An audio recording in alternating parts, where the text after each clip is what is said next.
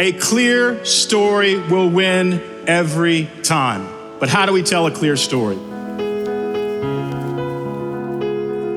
I still remember when we organized our first evening seminar.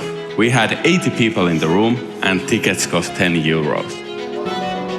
We are talking about some extremely complex philosophical ideas of management, business, ethics, integrity.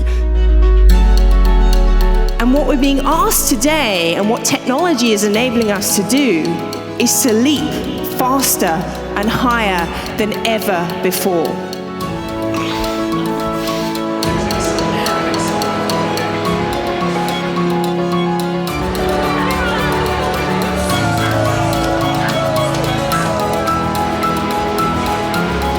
This is fun.